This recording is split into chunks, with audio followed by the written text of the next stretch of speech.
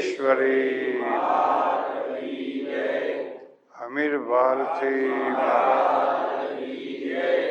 સદગુરુ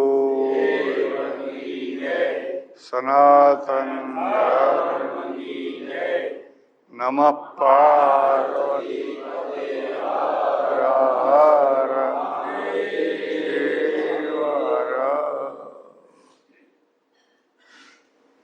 સજ્જનો અને બહેનો,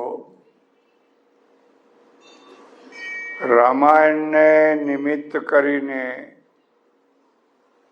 આપણે આપણા જ જીવનના મહત્વના પ્રશ્નોની ચર્ચા ચલાવી રહ્યા છીએ.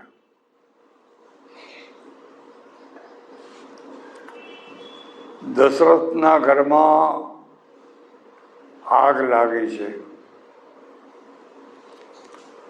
ભર્યું ઘર છે,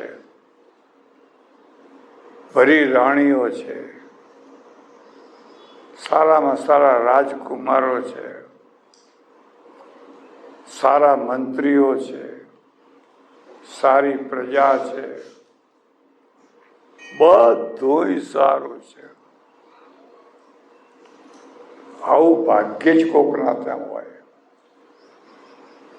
તમે ચારે તરફ નજર કરજો, એવું એકાદ કોઈ ઘર હોય એના ઘરમાં બધું સારું હોય અને એ બહુ સુખી હોય. બાકી કોઈના તો ક્યાંય હોય, કઈ બાકા વાંકવું હોય, આ વાંકવું હોય, આમ વાંકવું હોય, આમ વાંકવું હોય.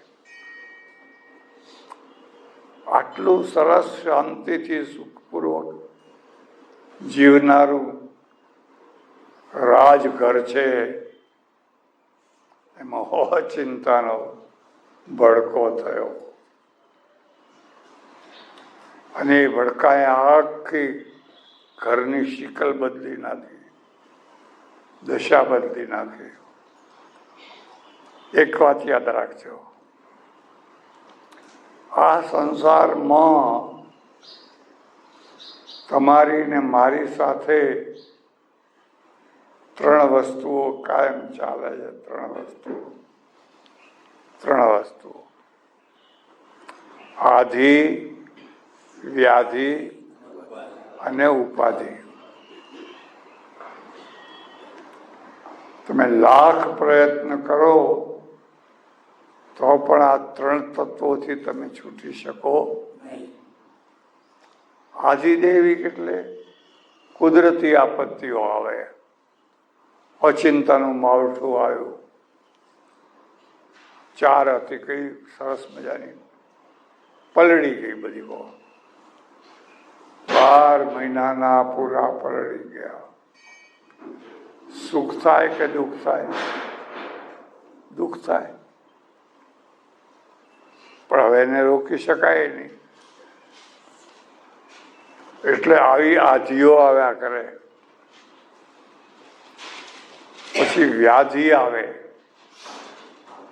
કઈ ને કઈ કોઈને કોઈ પ્રકારની બીમારી આવે,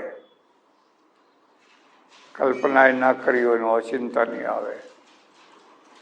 અને રોગ નાનો હોય કે મોટો હોય, રોગ એટલે રોગ.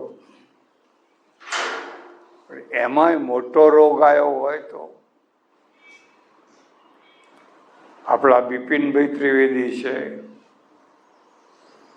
આ મહાદેવના ટ્રસ્ટી છે, બહુ સારા ભલા ભોળા સીધા માણસ છે. જે આવે એ બધા મને કહે કે બહુ ભોળા માણસ છે, બહુ સારા માણસ છે. એમના છોકરાને ઓચિંતાનો સ્ટોક આવ્યો ને બેભાન થઈને હોસ્પિટલમાં પડ્યો છે, હજુ ભાનમાં આવતો નથી. કેટલા દિવસો વીતી ગયા, ક્યારે ભાનમાં આવશે કે શું થશે કોઈ કંઈ કહી શકતું. વ્યાધિ અને વ્યાધિ કહેવાય. આવી તમને મને હવને ન ગમતી કોઈ વાર આવી જતી હોય છે. હવે એક ત્રીજી વસ્તુ છે, એનું નામ છે ઉપાધિ. આ ઉપાધિ સમજવા જેવી છે. આપણે કંઈ જાણતા ના હોઈએ, કશું કર્યું ના હોય, કોઈ ભાગ ના લીધો હોય અને ટોપલો આવીને પડે તમારા માથા ઉપર, આ ઉપાધિ કહેવાય. કરેલું ભોગવવું પડે તો વાત સમજમાં આવે છે. ભાઈ આપણે કર્યું, ભોગવવું પડ્યું, તો કશું કર્યું નથી, અડ્યાય નથી, પણ ટોપલો આવીને માથા ઉપર પડ્યો.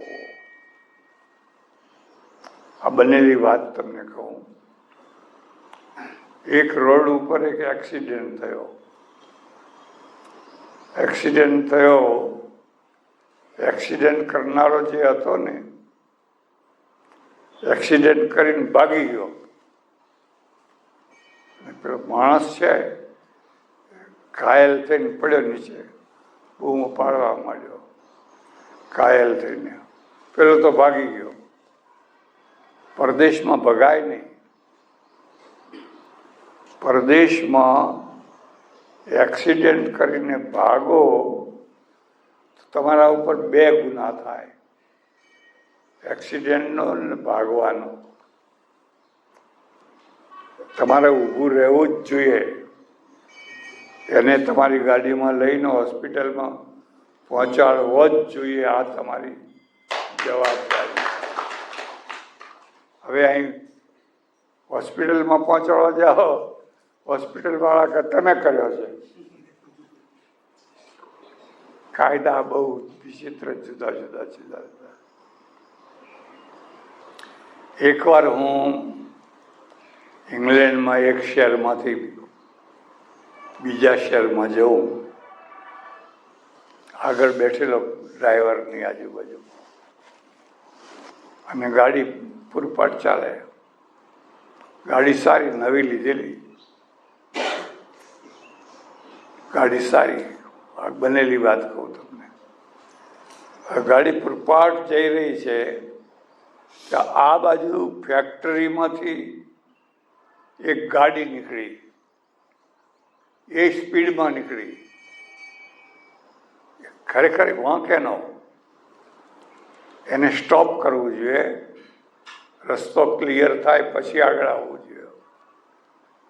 એને એમ કે નીકળી જઈશું, અને અમારી ગાડી સાથે એવા જોરથી ટકરાઈને 2 ફૂદડીઓ ફરી ગઈ.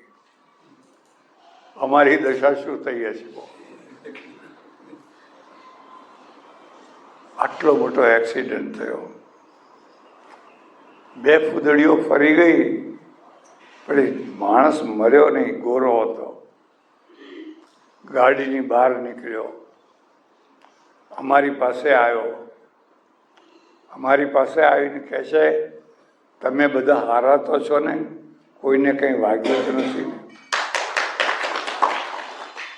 હવે આપણા હોય તો શું કરે? ધોકો જ મારે. વાંકે ન હતો. પછી તો 3 મિનિટમાં તો પોલીસ આવી ગઈ, એમ્બ્યુલન્સ આવી ગઈ. 3 જ મિનિટમાં અમારી ગાડી એક તરફ કરી દીધી.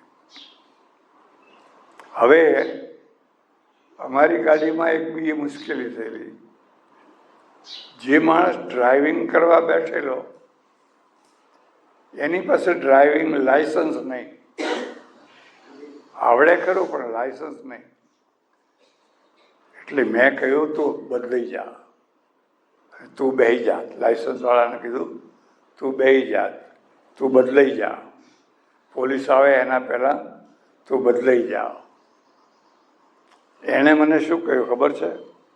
ના હો, મારાથી થયું છે તો હું બેસીશ અને જે ફળ ભોગવવા પડશે એ ભોગવીશ, પણ જૂઠું તો નહીં બોલું.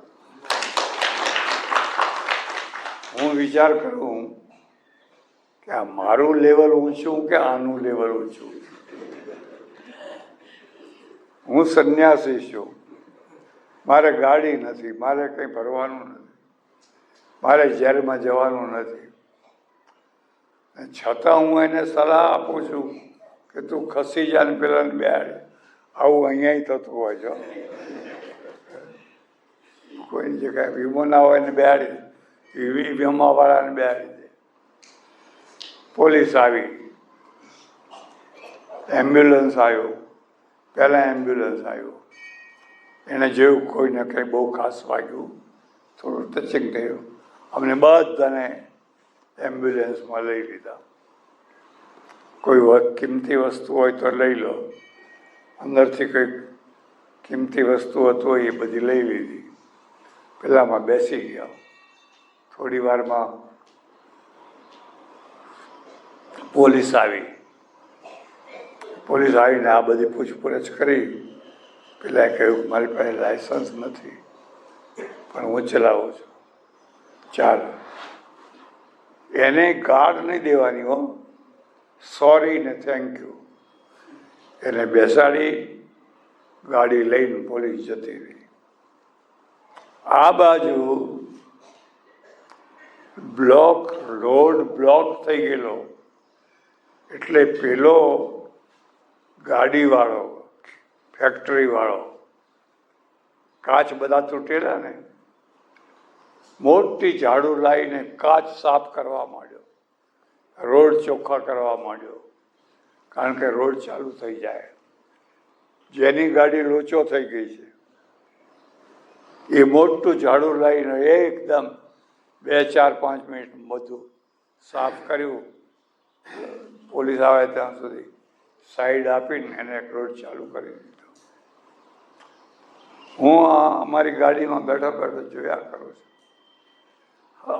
આપણા ત્યાં આ થયું હોય, 200-500 માણસો ભેગા થઈ ગયા હોય, 2-4ના ટપલા દાવ થયા હોય, મારામારી થઈ હોય, કંઈનું કંઈ થયું હોય.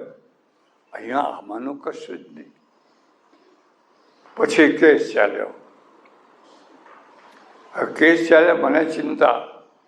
એક તો પેલો મારો ડ્રાઈવર હતો, બહુ ભલો માણસ, બધા સાધુઓની સેવા કરે, બહુ ભલો. અને એને ગુનો કબૂલ કરી લીધો.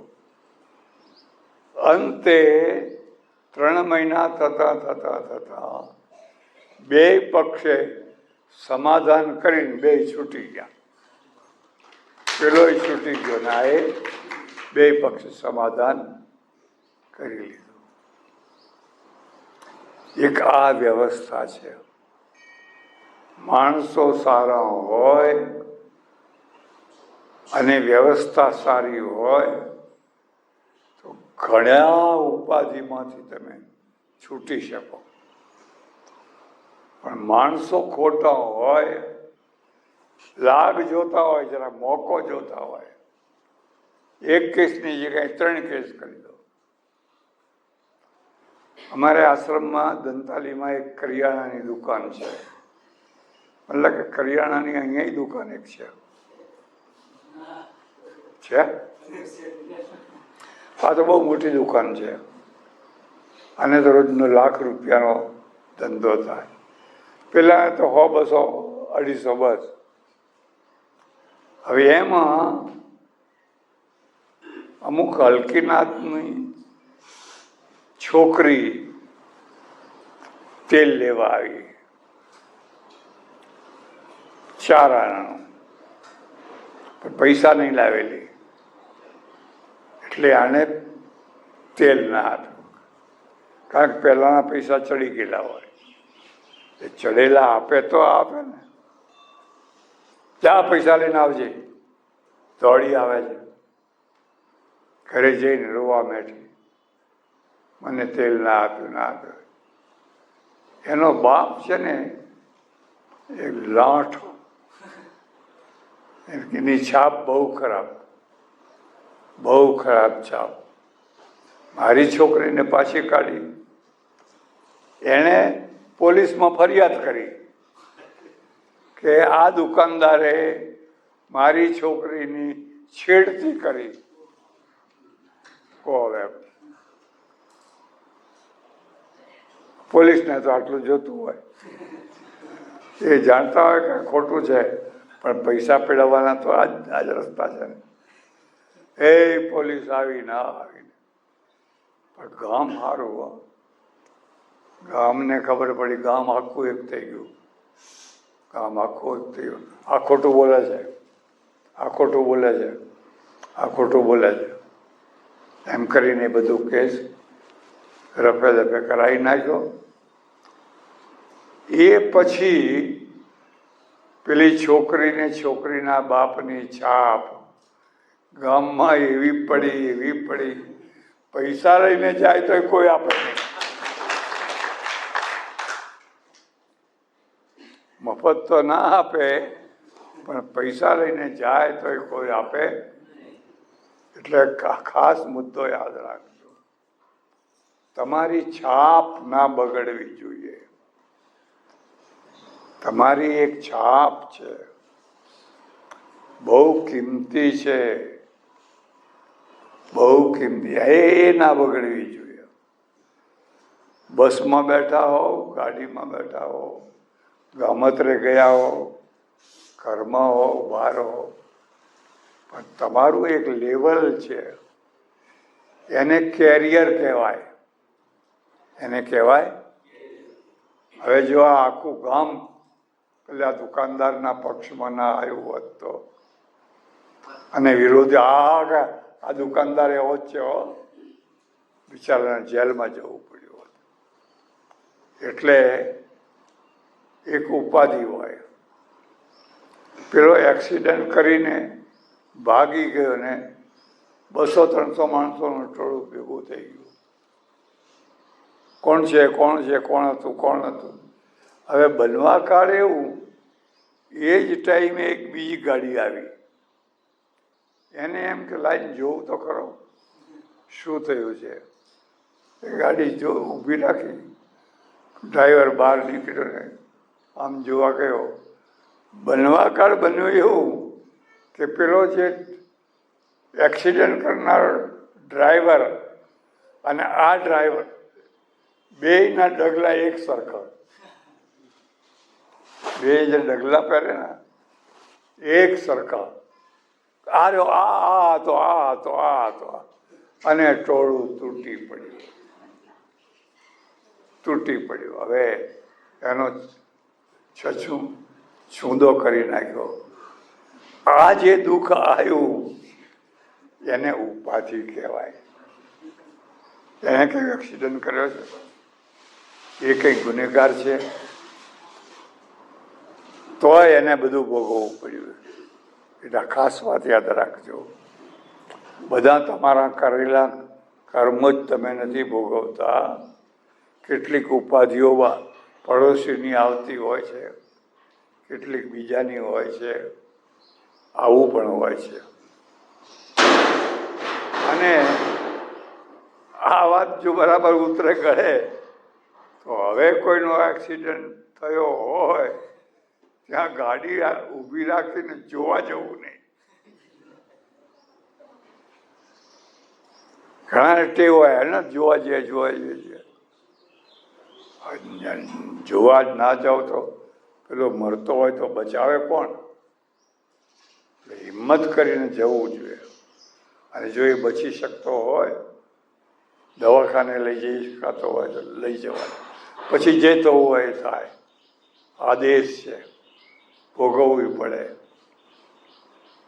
આવી રીતે રામ, લક્ષ્મણ, સીતાજી ભરદ્વાજ ઋષિના આશ્રમમાંથી વિદાય થઈને 2-4 શિષ્યોએ રસ્તો બતાવ્યો એ પ્રમાણે આગળ ચાલતા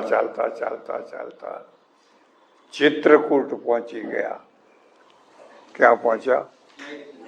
રાજેશ્વર દેવ. અને ચિત્રકૂટમાં બહુ શાંતિથી રહેવા લાગ્યા. એક મુદ્દો યાદ રાખજો,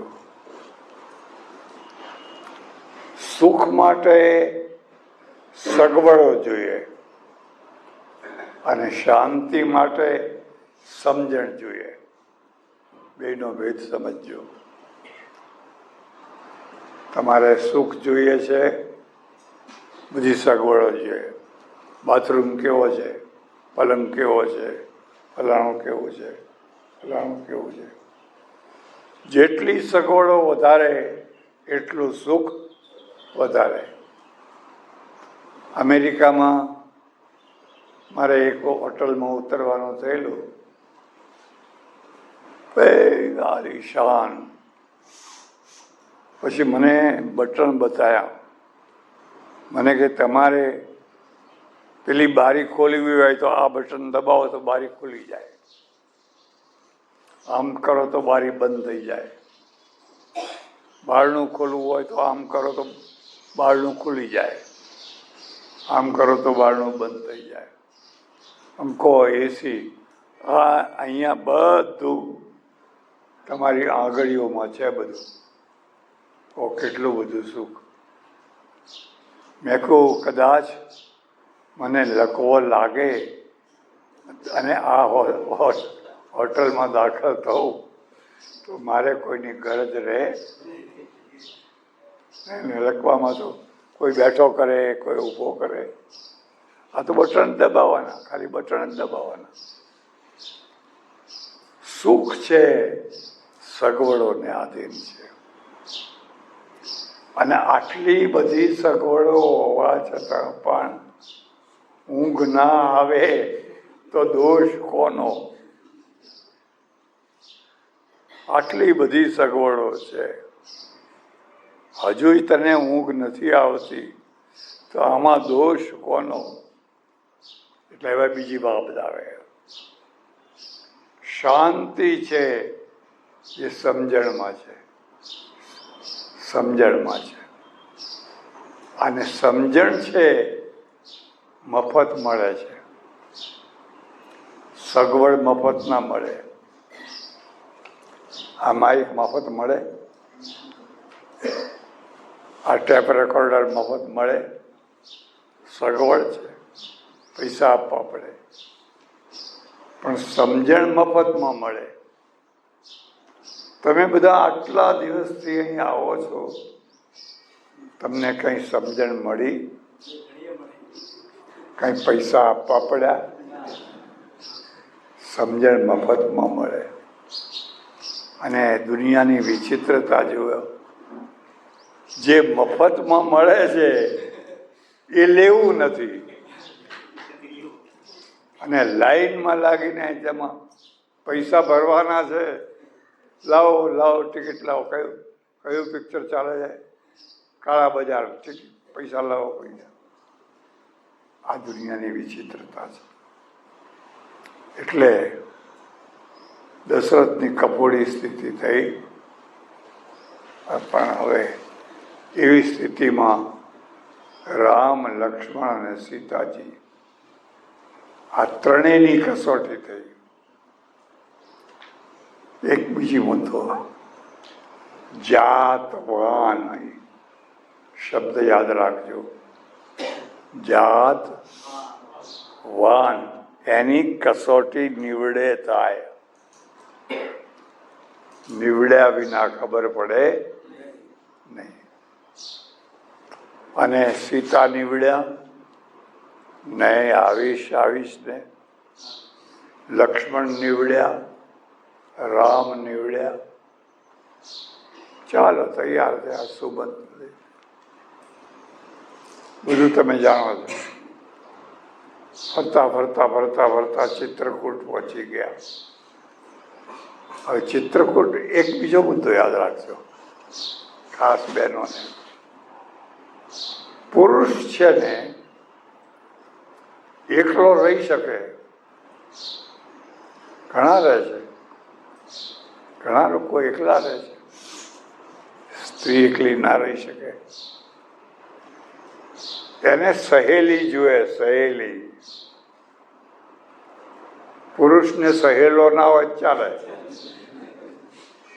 હોય તો ઠીક છે, પણ પુરુષને ના હોય તો ચાલે. પણ સ્ત્રીને તો સહેલી જોઈએ ને. આ મહોલ્લામાં ના હોય તો પેલા મહોલ્લામાં, પગે ચાલીને જાય, કૂતરા ભસતા હોય તો લાકડી લઈને જાય. એને સહેલી જોઈએ ને જોઈએ. તમે ઉદયપુર જજો. ઉદયપુર ગયા છો? उदयपुરમાં એક સહેલીઓ કા બાગ હૈ. સહેલીઓ બહુ સરસ રાજાએ બનાવ્યો છે. સહેલીઓનો બાગ લીલું છમ, એવા બધું ઉગાડ્યું છે. આપણને આમ પાણી પડપડ પડપડ હોય. અમે જોયો સહેલીઓનો બાગ. પછી પૂછ્યું, ભૈયા સહેલીઓનો બાગ કેમ બનાવ્યો? કે રાજા ને મહારાજા ને રાણાને એક જ દીકરી. હવે રમે કોની હાથે? રેહાંશી હોય તો એના કાકા હાથે રમે. કાકો એટલે કાકો, કાકો ભલો ને કરિયાણું ભલો. જેની સાથે જે જામતું હોય એ જામે. એક જ દીકરી. એટલે એ દીકરીને એકાકીપણું ના લાગે, રમવાનું મળે, એટલે આખો બાગ બનાવ્યો. અને આખા ગામની છોકરીઓને કહ્યું કે તમે અહીં રમવા આવો. કહો, આવાય રાજા હોય. મારા બાગમાં કોઈને પહેવા નહીં દેવાનો.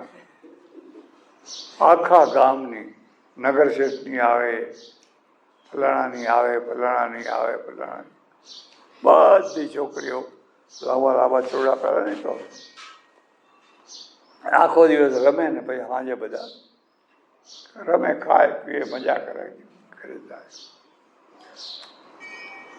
એટલે એ મારી સાથે બે ચાર વાણિયા જોવા આવેલા. હવે જોઈને પાછા ચક થઈ ગયા. મને કે જુઓ ને લોકોના પૈસે તાગડથી ના કર્યા છે ને, દૃષ્ટિકોણ જુઓ. જે રાણાએ તન મન ધન મેવાડ માટે ફના કરી નાખેલું, એના વારસદારો એક સારો બગીચો બનાવીને ગામના છોકરાઓને મજા કરાવે. આ 4-5 વાણિયા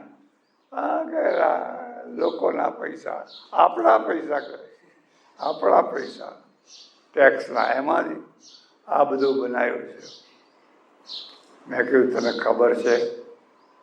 મારે બોલવું પડ્યું. બોલવું જ પડે હો. ખરા ટાઈમે ચૂપ રહો તો નમાલા કહેવાઓ, નમાલા. મેં કહ્યું, તને ખબર છે? જ્યારે જ્યારે મેવાડ ઉપર હુમલા થયા, લોકો ચડી આવ્યા, ત્યારે આ રાજાઓ, આ સરદારો ખાંડા લઈને હામા થયા હતા. અને એમની રાણીઓએ જોહર કર્યા હતા. કોઈ વાણીઓ આગળ આવ્યો, ચૂપ થઈ ગયો, ચૂપ થઈ ગયો.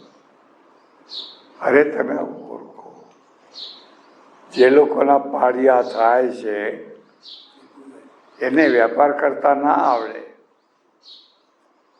એટલે પાડિયા થયા, અને વેપાર કરતા આવડે એને પાડિયા થતા આવડે. તો તમે પાડિયાની પૂજા ના કરો તો કઈ નહીં, પણ એની ટીકા તો ના કરો, એની કદર તો કરો. એટલે રામ, લક્ષ્મણ, સીતાજી ભરદ્વાજ ઋષિના આશ્રમમાંથી ખસતા ખસતા ખસતા ચિત્રકૂટ પહોંચી ગયા. અને ચિત્રકૂટમાં મેં કહ્યું એમ, આ સીતાજી સહેલી વિના રહે કેવી રીતે? સ્ત્રીને તો સહેલી જુએ, બેનપણી જુએ જ. બસમાં એક અહીં બેઠી હોય ને એક પણ બેઠી હોય તો ત્યાંથી બૂમ પાડે હો, અને છેવટે બે ભેગી થાય પાછા, ત્યાંથી બૂમ પાડે એ ડે, હા કાશી, પછી ઘરની વાત કાઢે. ઘરની એટલે કોની? બહુની. બીજા કોની વાત કાઢે? એટલે રામે જોયું કે અહીં કોઈ સહેલી નથી. એક બીજો મુદ્દો યાદ રાખજો, પુરુષની આવશ્યકતાઓ જુદી છે, સ્ત્રીઓની આવશ્યકતા જુદી છે. ભલે બધા એક એક કહેતા હોય, ખોટું કહે છે. પુરુષની આવશ્યકતાઓ જુદી છે. પુરુષ બજારમાં નીકળે, સડસડાટ આખું બજાર પાર કરી નાખે. સ્ત્રી નીકળે એટલે આમ જોવે, આમ જોવે, આમ જોવે. હાડી ટીંગાય છે હો, ડ્રેસ ટીંગાય છે હો, આ વાસણ નવું આવ્યું હો. એને તો કેટલી વસ્તુઓ લેવા, તાવી તો લેવાનું મન થાય, વેલણ લેવાનું મન થાય. એટલે એની આવશ્યકતાઓ જુદી છે, અને એની આવશ્યકતાઓ જો સમજે પુરુષ તો લાઈને ઢગલો કરી દે, ના સમજે તો પછી ના સમજે. અને એ સહેલીઓ પાસેથી શીખે. સહેલીના ત્યાં જાય, આ કુકર આવ્યું એમ, હા હજુ અમારે નથી આવ્યું હો, બસ હવે આવવાનું. આ સહેલીઓ છે. એટલે રામ છે, સહેલીની ખોટ ન પડે એટલા માટે સીતાજીને શિલા ઉપર બેસાડીને જાતે વાળ ઓળે, પાથી પાડે. સહેલી પાડે ને, બેનપણીઓ પાડે ને, બેન ખોળામાં બેહાડી પાથી પાડે છે. બહુ સરસ. રામને પાથી પાડતા આવડે, તમને આવડતી જશે. ના આવડતી હોય તો શીખી લેજો. એટલે અને પછી પેલા જયંતે પરાક્રમ કર્યું. હવે જયંતે તો જે કર્યું એ કર્યું, પણ મારી દૃષ્ટિએ આમાં રામની પણ એક ભૂલ થઈ કહેવાય. બોલો કહો, રામ ભૂલ કરે કદી? રામની પણ એક બહુ મોટી ભૂલ થઈ. તમે પતિ પત્ની હો, બહુ પ્રેમાળ હો, બહુ લાગણીશીલ હો, પણ પ્રેમાલાપ ખાનગીમાં કરવાનો, ચોકમાં નહીં કરવાનો. નોંધ કરજો, ખાનગીમાં કરવાનો.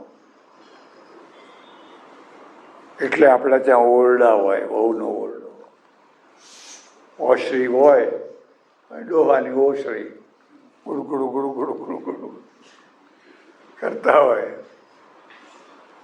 હવે રામ છે, ખુલ્લી ચોક, ખુલ્લા ચોકમાં શિલા ઉપર બેસી અને સીતાજીને રૂપાળા બનાવે, રૂપાળાને વધારે રૂપાળા બનાવે, અને જયંતની દૃષ્ટિ બગડે. એ તો બગડેલો જ છે, વધારે બગડે તો એમાં જયંતની દોષની સાથે સાથે રામનો પણ દોષ છે. એટલે આપણે ત્યાં એક ખાસ મર્યાદા છે, યાદ રાખજો. ભોગો ભોગવો શક્તિ પ્રમાણે, મન મૂકીને ભોગવો, છોડવાનું નથી. આપણે કોઈ શ્રમણ નથી, ભોગો છોડો, ભોગો છોડો, ભાઈ બહેન થઈ જાઓ, ભાઈ બહેન થઈ જાઓ. નહીં નહીં નહીં, પતિ પત્ની રહો, જો તમારામાં શક્તિ હોય તો ભોગવો, ભોગવો, કોઈ પાપ નથી, પણ ખાનગીમાં ભોગવો, ખાનગીમાં ભોગવો. જાહેરમાં ભોગવવા જશો તો બીજાના મન બગાડશો. કારણ કે મનને બગડવાના જેટલા કારણો છે એ બધા કારણોમાં સૌથી વધારે મોટું કારણ આ ભોગવો છે. તે એટલે હદ સુધી કે કૂતરા, બિલાડા, ગાય, ભેંસ, બળદ એ પણ જો ખુલ્લેઆમ ભોગવતા હોય અને તમે જુઓ તો તમને વિકાર થઈ આવે. એ તો બિચારા કુદરતી રીતે એમનું કામ કરી રહ્યા છે, પણ તમારી નજર પડે તો એ જોઈને પણ તમને વિકાર થઈ આવે. આ વિકાર જો તરત શમન થઈ જાય તો બેડો પાર. રામ રામ રામ રામ રામ રામ, બેડો પાર, વિકાર શમન થઈ ગયો. પણ જો વિકાર શમન ના થાય તો રાત્રે શાંતિથી ઊંઘવા ના દે. જે પેલું દૃશ્ય જોયું એ જ દૃશ્ય પાછું ઊંઘમાં આવે. વિકારો બહુ બળવાન છે, બહુ બળવાન છે. એટલા માટે દયા માણસોએ કહ્યું છે કે ભાઈ આંખ નીચી રાખીને ચાલો. ચક્કર વકર ચક્કર વકર ચક્કર બધું જોવા જેવું નથી. આ દુનિયા બધી જોવા જેવી નથી. જોઈ હોય તો ઉપરથી થોડી જોઈ લો, અંદર તો ઉતરવા જેવું છે જ નહીં. અને આંખ નીચી રાખીને ચાલો તો તમે ઘણા વિકારોથી બચી જાઓ. આ રીતે રામ, લક્ષ્મણ અને સીતાજી પર્ણકુટી બનાવી અને બહુ સારી રીતે મંદાકિનીમાં રહી રહ્યા છે. અને રહેતા રહેતા ઘણો સમય વીતી ગયો, ઘણો સમય વીતી ગયો. નથી અયોધ્યા યાદ આવતું, નથી જનકપુરી યાદ આવતી, નથી પરિવાર યાદ આવતો. કારણ કે પ્રેમ છે. રામ અને સીતાનો એક બીજો મુદ્દો યાદ રાખો. એક બીજો ખાસ કહું કે ના કહું તમને, મારે અર્જેન્ટિનાથી પેરુ જવાનું થયેલું. જેને નકશાની ખબર હોય જોજો. અર્જેન્ટિના ઠેઠ નીચે, દક્ષિણ અમેરિકા, ઠેઠ અર્જેન્ટિના છેલ્લું ગામ, ત્યાંથી પેરુ જવાનું. રસ્તામાં 40 માઇલ લાંબી નદી આવે. કેટલી? એ નદી સ્ટીમરમાં પાર કરવાની. અને પાર કરો ને પછી સામે પેરુ આવે. એટલે અમે તો બેઠા સ્ટીમરમાં, હાના કરતા 4-5 કલાકે પેરુ પહોંચ્યા. હવે સામે પેરુ પહોંચ્યા ત્યાં અમારી ગાઈડ એક તૈયાર ઊભેલી, પહેલેથી એને રોકી રાખેલી. મારા કરતાં ઊંચી, ગોરી, બધા ગોરા માણસો, રૂપાળી. હાલો મિસ્ટર સ્વામી, હા હલો કીધું. હા હાથ મેળવ્યા, હાથ જોડ ગયો. પછી તો 5 દિવસ મારે પેરુમાં રહેવાનું થયું. 5 દિવસ. આ ગાઈડ પાસે એટલું નોલેજ, આખા પેરુનો ઇતિહાસ મારે એ જાણવું. પણ વચ્ચે એવી બીભત્સ કોમેન્ટ્રી કરે કે પુરુષની શરમ આવે. પુરુષે ના બોલે એવી ભાષા બોલે વચ્ચે વચ્ચે. તમે કહો હોય આપણે પ્રદેશમાં આવ્યા છીએ એ બરાબર છે. 5 દિવસ સુધી એ મને જોયા કરે, હું ખાઉં પીવું આ તે. અમે 5 જણા. પછી 5મા દિવસે મારે ટ્રેનમાં જવાનું ત્યાંથી. એવી ગાડી બની. મને બેઠવા આવી. બસ કે મને મારું આટલું મારું માન રાખ. અને મારે રાજેન્દ્ર વચ્ચે આવી ગયા. આ તો હા હમણાં ગાડી બેઠી પણ શકે કહેવાય નહીં. રાજેન્દ્ર વચ્ચે આવી ગયા એટલે તું મને બેઠ આ તો પૃષ્ઠ કહેવાય. અમને અડાય નહીં. હે હા. પછી રાજેન્દ્ર એને પતાવી. પછી એણે મને કહ્યું કે તમે પૃષ્ઠ છો ને? મેં કહ્યું તો મને 3 વરદાન આપો. તમે વરદાન આપો ને. અમારો ધંધો છે ને, ફળે તોય વાહ વાહ, ના ફળે તોય વાહ વાહ. મને 3 વરદાન આપો. મેં કહ્યું એક તો શું કહે? એક કે ખૂબ લવ આપો, લવ ભર્યું જીવન આપો. એ ચાલો. બીજું પીસ આપો, ખૂબ શાંતિ આપો. ખૂબ શાંતિ ભર્યું જીવન હોય એ મને આપો. ત્રીજું ભરપૂર રોજી આપો. મેં કહું આ 3 મને જ ના મળ્યા એટલે તો બાવો થયો.